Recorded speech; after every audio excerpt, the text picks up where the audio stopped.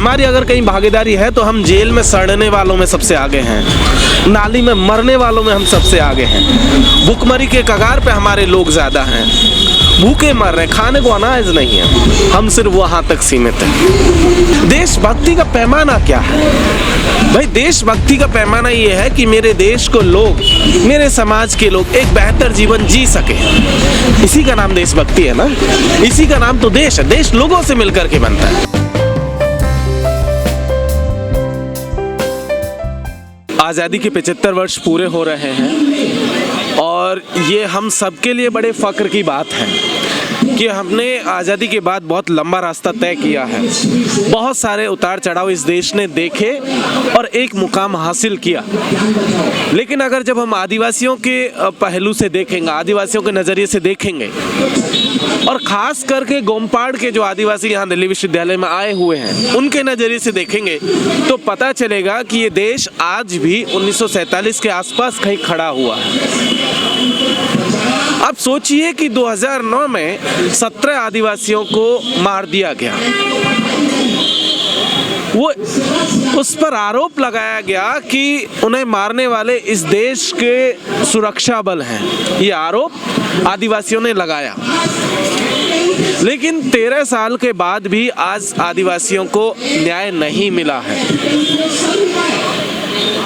और इवन जिन लोगों ने न्याय की मांग की थी, जांच की मांग की थी, उन लोगों के ऊपर फाइन लगा दिया गया 5 लाख रुपए का। हिमांशु कुमार जी का जजमेंट हमने पढ़ा इसी महीने की शुरुआत में, और कहा गया कि आपने जो है डिफेम करने की कोशिश की है जो सुरक्षा बल है उन सबको। तो आप समझिए कि क्या सच में हम आज़ादी पा चुके हैं आदिवासियों के हिसाब से? क्या आदिवासी इस देश का आज़ाद है? तो पता चलेगा कि नहीं। आदिवासी आज़ादी के 75 वर्ष बाद भी एक तरीके से समझिए सरकार के लिए सिर्फ कुछ फाइलों में दर्ज आंकड़े हैं।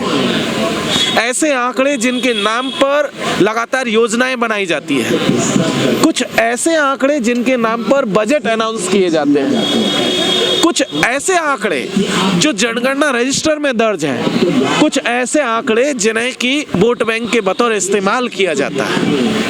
वो सिर्फ आंकड़ों के बतौर उनको इस्तेमाल कर लिया गया है। सर, आदिवासियों पर जो अत्याचार हो रहे हैं, क्या कुछ राहत मिलेगी? आदिवासी राष्ट्रपति है? नहीं, हमारा ये मानना बिल्कुल नहीं है। इस देश का जब कोई भी राष्ट्रपति बनता है वो किसी भी जात धर्म विशेष का हो, वो पूरे देश का राष्ट्रपति होता है।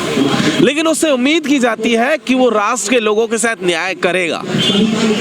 पिछले 75 सालों में आदिवासियों के मसले पे ये देखने को नहीं मिला, तो हम ऐसी उम्मीद भी नहीं करते कि शायद जो नई राष्ट्रपति बनी है वो कोई न्याय करेंगे। नहीं, बिल्कुल है। प्रचार तो किया जा रहा है। प्रचार किया जा रहा है, वो एक पॉलिटिकल पार्टी का प्रचार है, वो वोट बैंक को मजबूत करने का प्रचार है, वोट बैंक को बढ़ाने का प्रचार है, ताकि इस नाम पर कि हमने आदिवासी राष्ट्रपति बना दिया तो अब आप अपने जल जंगल जमीन की लड़ाई को छोड़ दीजिए। वो इस तरीके का प्रचार है।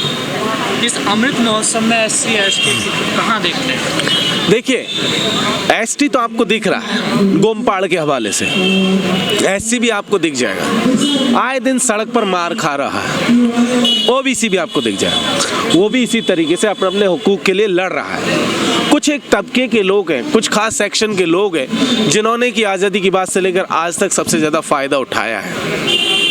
आप देख लीजिए जुडिशरी की हालत, कौन लोग हैं जो हाई कोर्ट और सुप्रीम कोर्ट में जजेज हैं, किन परिवारों से आते हैं, क्या सोशल कैटेगरीज हैं उन लोगों की, उससे अंदाजा हो जाता है हम लोगों को। हम बखूबी जानते हैं कि क्या वहाँ कोई ST SC OBC है, तो पता चलेगा नहीं।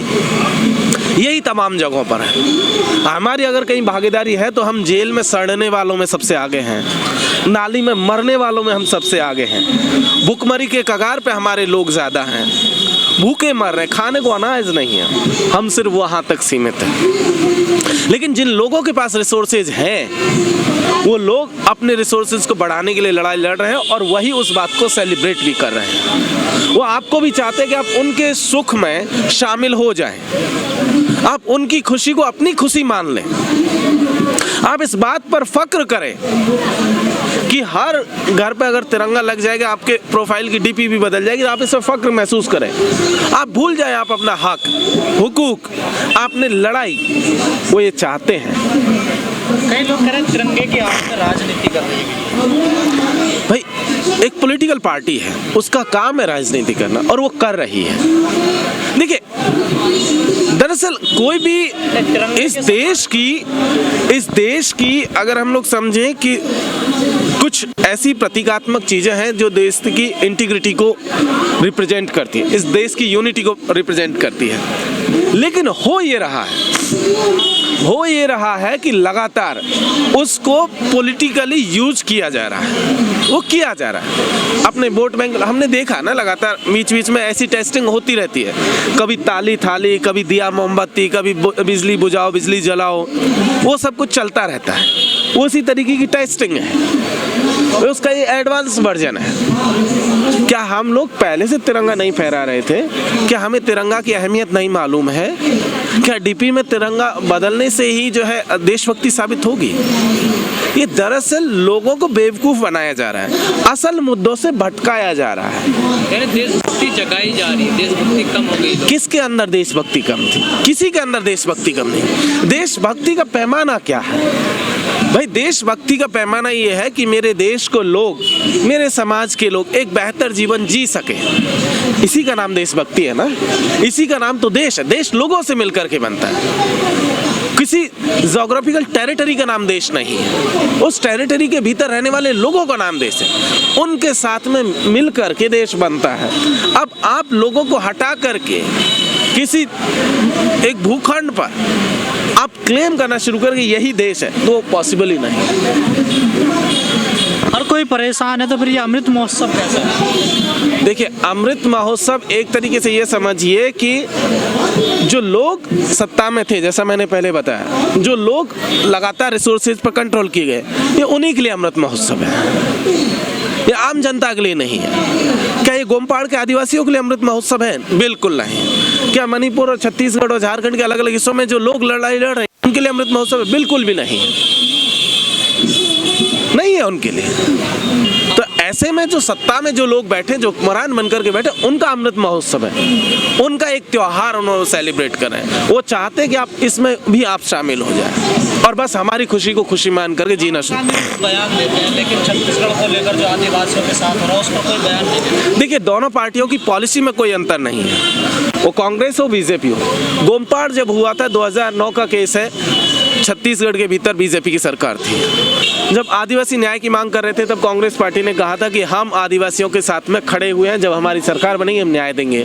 2017 से लेकर 2022 आ चुका है, लगभग 5 साल होने को हैं, लेकिन आदिवासियों को न्याय नहीं मिला।